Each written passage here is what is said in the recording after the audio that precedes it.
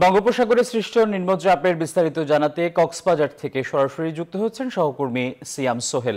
সোহেল, ঘূর্ণিঝড় নিয়ে প্রশাসনের পক্ষ থেকে প্রস্তুতি কেমন দেখছেন?